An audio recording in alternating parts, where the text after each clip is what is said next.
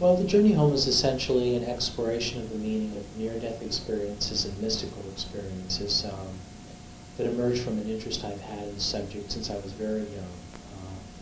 As you know from reading the book, I was struck by a lot of tragedy in my life, having lost my stepmother to leukemia and my father to colon cancer before I left high school. The subject of death has always had a strong pull, and eventually is what led me to the study of world religions. And the reason I did the journey home was I was struck by a lot of books have been done on the subject of near-death experiences, but very few of them have noted how similar they are to what we call mystical or peak experiences. And it became very evident to me, having studied the world's religions, that mystical experiences have been recorded obviously for thousands of years. But when you compare the statements of mystics to the statements of near-death experiencers, you see, well, my goodness, these experiences are extraordinarily alike. So in my book, I make no effort to prove that people die and come back to life, because I think that that's a debate that only the deceased are going to be able to answer. Because a scientist would tell you, well, these people are just hallucinating, or they're under the influence of drugs, or when the heart stops temporarily, oxygen floods their brain. In other words, they'll come up with a physiological reason to explain why people don't die and come back to life. And my feeling about that is that you don't write these experiences off just because you can't explain why they have happened or haven't happened, but rather look at the way they change people's lives. Because that's what I think is very important, is how people's lives are transformed by these experiences. Back in the turn of the century, William James did a remarkable study of mystical experiences called The Varieties of Religious Experience. And one of the things that James was striving to do at that time was to say, look, just because a person has had a mystical experience doesn't mean that we should call them psychotic, or we should, because this was when psychology was becoming very popular. And psychologists were running around saying, look, anybody that's had this kind of experience is a nutcase. And in fact, one psychologist tried to say that Jesus was a paranoid schizophrenic, okay? And that explained his mystical experiences in his whole life. And James said, no, that's not the way to look at these experiences. Rather, you need to look at the fruits of the experiences and not the roots. You see the great distinction. The roots of the experiences is how it happened. But James says, let's not ask ourselves how they happened or why they happened. Let's look at the fact that they do happen, that they're incredibly similar when you look at them across the world's religions and in people's lives. And then we begin to get a handle on the real meaning of these experiences. So one thing I've talked about in my book is that The Journey Home is not a book about death and dying. It's a book about living. It's a book about showing us that while we may not have a near-death experience in our lives, and we certainly don't want to seek out a near-death experience, that's the last thing I want or you want, we've all had in our life profound moments when we experience a sense of joy and fulfillment in life. And I would argue that any moment that is filled with a deep sense of belonging to the universe and times when we feel a sense of hope in our lives and a kind of a timelessness, that's a mystical experience. Now, it may be a mystical experience of a low level of intensity, mind you, but all of us have the capacity to experience profound moments of connectedness to life. And it's in those moments when we connect with another human being, or we connect with an animal, or we connect with nature in some way, that we feel meaning in our lives. And so obviously the goal is to try and live in that state more often than not, to try whenever possible to live with a mystical sense in our lives, or to live with the sense of belonging, okay? Because what many people feel in the 20th century is a sense of alienation. They feel alienated from the universe, they feel alienated from their communities, they feel alienated oftentimes from themselves. And so when we talk about the great spiritual revolution that's taking place in America right now, it's really nothing more than an attempt for people to achieve a new sense of belonging in their lives. And what's striking about near-death experiences or mystical experiences is what happens in those experiences, is that people do feel a deep sense of belonging.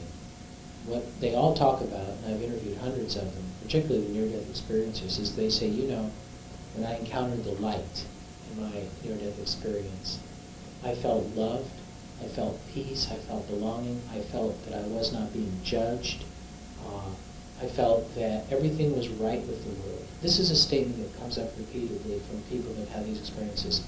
Everything was right with the world. And, well, what does that mean, everything was right with the world? What that means, I think, is that there's nowhere I have to go, and there's nothing I have to do to feel as though I belong, and to feel as though my life is meritorious and worthwhile. And that because I belong, I will always belong. And so if you feel like you always belong to the universe, and that there is no way in which ultimately you will die, then that frees you up from a lot of the fear that hounds and dogs most people's lives, right? Yeah. And then the other thing that dogs most people's lives is living with a sense of regret. If you feel, for example, that you haven't lived your life properly, or you've squandered opportunities, or you live in what I call woulda, shoulda consciousness. You know, people say, I would have, I should have, I could have, but I didn't. And as those kind of things accumulate in life, then what happens is they drag you down into this recollection of the past, and that, of course, keeps you from living in the present. You see, and when you're not living in the present, I would argue, you're not really living spiritually, because the present ultimately is all we really have. And so what happens to people when they have these experiences is they say, there is a purpose to life, and that purpose is to grow in love and compassion. There is a way to do that, and that is by giving of yourselves wholeheartedly, by living in a state of perpetual thanksgiving and gratitude, by treating other human beings with a hospitable, caring, kindly attitude, okay? By performing what I call sacred deeds, or what in Judaism we call mitzvahs. A mitzvah is nothing more than helping the guy with a flat tire on the roadside. It's nothing more than stopping to help a lonely senior citizen cross the road when her cane was wobbling. It's nothing more than taking a moment to listen to somebody who maybe doesn't have anything to say that's of deep interest to you, but it's clear that they need to be heard. Okay? It's being present for other people. And, you know, obviously, what I'm talking about here are basic truths that have appeared in all the world's religions since they have been recorded. One of the things that I argue in my book, The Journey Home, is simply that if you look at the utterances of people that have had mystical experiences throughout history, say Shankara or the Buddha, or St. Paul, or Moses at the burning bush, these are all mystics, these people. Let us not think otherwise. And when you listen to what these mystics are saying, and you look at the way their lives are changed, what becomes clear to me as a comparative religionist is that all of our world's religions are really nothing more than an effort to explain the meaning of what it means to encounter God in these moments, and to live as though we have encountered God. Because see, if you encounter God, and when I use the word God here, I'm not talking about a big guy in the sky throwing thunderbolts at the misbehaved, but rather a wider, mysterious reality which we can't possibly describe in words. But when you encounter this power at the heart of the universe, and you feel it in your heart, and you know that it exists, then you can't live the same way anymore. You can't be the same goofball. You can't be the same jerk. You can't be the same idiot, you know. And so you're called to change. And so when we look at our world's religions, and all the beliefs of our world's religions, all they are is nothing more than the residue of mystical experiences. They are the residue of peak experiences. They are the intellectual attempt to describe how we can live as though we've met God, or as though God is a living reality. And so I say to people that our religions are nothing more than the rails that you use to go down the train track. We use our religions to sustain us when we're not feeling so high. They're kind of like the guidelines that help keep the train going straight, even though the train doesn't know where to go or how to get there. They're basically roadmaps. How do you apply this in your own life? Has this book changed you writing it? Perhaps I should have done one sequence there. Yeah. Well, one of the wonderful things about being an author is that essentially you get paid to immerse yourself in a particular thing for a year and a half, okay? And with this book, as you know, a good portion of this book is interviews that I've had with people that have had these experiences. Yeah.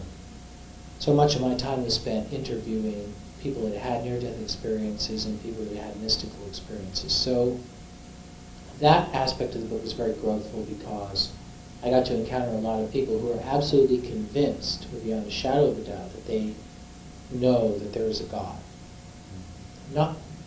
Most of us don't live with that degree of certainty. Most of us live with faith. We live with the faith that there is something beyond the visible realm, okay?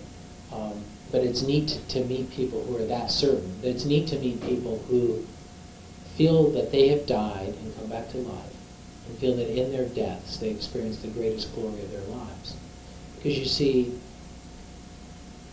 the difference between the skeptical person and the spiritual person is that a spiritual person believes in stories with happy endings. Okay? That's all religion is a story with a happy ending. I mean, every religion in the world is essentially a story with a happy ending. The Buddha wanders off and he has all these problems, and then eventually he's enlightened. Jesus is basically persecuted and hung on a cross, and yet he rises to be with the Father. Okay? Moses struggles and struggles, and yet he takes his people out of the desert. I mean, ultimately, these are all stories where people move from a state of bondage and pain and fear to a state of fulfillment and grace, right? And so it's wonderful to immerse yourselves in stories with happy endings. And so when you're talking to near-death experiencers, then all that's what you're dealing with, the stories with happy endings. Even the fellow that I talked to that said he went to hell temporarily came out of hell. He came out of hell when he started crying out to be saved or to be rescued. And so even his story, while it began negatively, ended up very positively. And I suppose the other benefit for me of doing this book is it gave me an opportunity to see the linkage between spiritual experiences in our world's religious traditions, as I talked about earlier, that ultimately mysticism is to religion what basic research is to science. You know, that you don't have religion without mysticism. You don't have religion without spiritual experiences. And it's also convinced me that the vast majority of people are not interested in theology. Most of us are not interested in theology. We don't want to sit there and pound through books that talk about the nature of God and how that relates to the Trinity and how the Trinity relates to salvation and all this kind of stuff, because we've had it up to our ears with theology in the world, because we've over-intellectualized what it means to be a good human being. I mean, after spending a couple years at Harvard studying comparative religions, I can tell you that I did not find God at the Harvard Divinity School. I learned a lot about theology, but I didn't learn a lot about spirituality. And, you know, there is a huge difference. But that's not to say I'm negative. That's not to say I don't believe in religion, because I think religion serves a very important function in society. As I said, we need our religions when we're not living spiritually, or we need guidelines to live spiritually. But spirituality is about the daily effort we make in our lives to be present for other people, to be present to the sunset, to be present to the suffering, to be present, you know, always. And that isn't a very easy thing to do. You know, it takes a lot of discipline, but it doesn't take great intellect. You don't have to be a brilliant person, thank God, to be a spiritual person. You have to be wise, but you don't have to be smart. There's a big difference, I think. Where to from here for you? Mm-hmm. Do you have any current projects, or are you going to have a follow-up book, or any plans? Well, I'm working on 2 books right now. I'm working on a book with Dr. Jane Goodall, the chimpanzee expert. You talked to her briefly in the book. Yeah, she shares a mystical experience in my book, that she had at Notre Dame Cathedral. And we are writing a book about her spiritual life right now. We haven't really got a title for it, but that's something I'm working on. I'm also working on a book called From Fear to Faith, which is ultimately the greatest movement that we all have to make in our lives.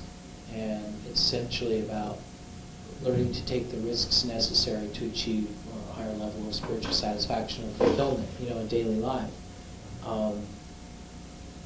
I start that book off actually talking about a man that I met that was thrown in prison for a murder that he didn't commit. A young man that I interviewed in Boston was in a prison for 16 years. It was a mistaken identity thing. They were railroading this poor young man. He had to sustain his faith for 16 years in prison. And when I interviewed him, I remember I came away and I was shocked by what he had to undergo. And I asked myself deep in my heart if I would have had to have the faith that he had to sustain myself. And I thought, no, I wouldn't have. So much of my life has been a meditation on this one individual and his faith, and how we can achieve faith in our lives. It's interesting, but that the word faith, oftentimes in contemporary context, is not used very much anymore. We normally associate the word faith only with Christian fundamentalists, right? Mm-hmm. You don't hear the word faith used very often, for example, in New Age circles. Oh. The word faith doesn't come up very much. And yet the truth of the matter is that faith is derived from the Latin word fidere, which means to trust. Mm-hmm. And ultimately, none of us can exist in a meaningful fashion unless we live with a profound sense of trust. Trust in ourselves, trust in other people, trust in the universe itself in a wider context. And so all of us, regardless of what we claim to believe or not believe, whether we claim to be religious or irreligious, have some faith system that we live with, because it's impossible to live without having certain forms of trust in your life. Some of us place our trust in things that do not bring us fulfillment. Some of us place our faith, for example, in material objects to bring us happiness. Some of us place our faith in sexual escapades to bring us happiness. Some of us place our faith in power trips of one sort or another to bring us happiness. So there are many ways of being faithful, but there are only certain kinds of faith that actually work in terms of ultimately making us happy. Paul Tillich called faiths that don't work idolatrous faith. Okay, and one of the great idolatrous faiths of our time, which is fortunately fading right now, was the conviction that if only we had all the money that we needed, and if only we had all the cars and all the tools and goodies, the old bumper sticker, he who dies with the most toys wins. Yeah. That's a form of a faith. That's a kind of a trust that if you have all the toys, that somehow or another you will be happy. But experience has taught me that that does not bring happiness, that the pursuit of happiness itself is a trap, because happiness isn't something that you can actively pursue